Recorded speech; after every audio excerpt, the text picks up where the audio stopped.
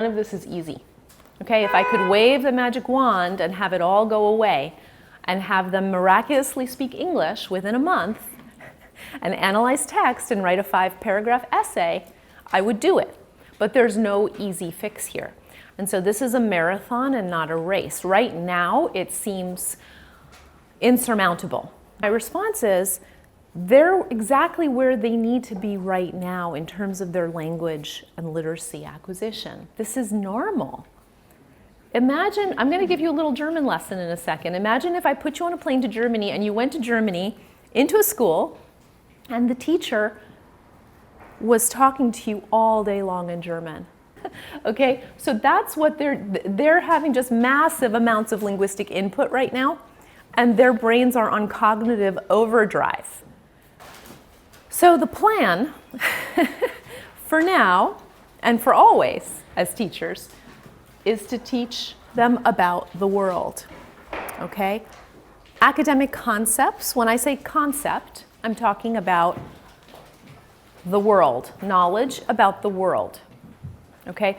There's a huge confusion in the curriculum, not HMH specifically, but just curriculum publishers and the powers that be, a huge confusion between a concept and a skill. A concept is knowledge about the world. A concept gives you background knowledge, which makes you a more fluent reader, right? When you come across an unfamiliar text, you have more of a chance of knowing what that text is about. A skill is an ability to interpret that text, to interpret that knowledge. So, how are we going to do this? How are we going to have kids analyze academic concepts, learn academic concepts when they're barely speaking English right now? Well, we have to make a bridge over that language barrier, and we have to use some non-linguistic modes of learning. The biggest one is going to be pictures, okay? And today I'm going to make you choose 10 pictures. I'm going to show you how I'd suggest that you use them. We're going to move into targeting vocabulary. What our learners need is words, right? Now, maybe at another stage in their development, I would tell you, no, they need grammar. They need to learn how to write a sentence, a complex sentence, okay? But at this moment in time, they need words.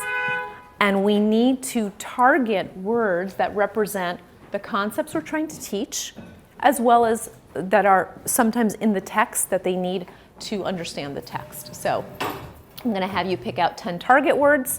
I'm going to have you attach the words to a picture, and you're going to show those pictures every single day, Monday through Friday. And then the next week, you're going to teach them 10 more words, and then you're going to recycle the words from the previous week into your activities, okay? So I have a whole host of activities. I'm going to show you what I mean.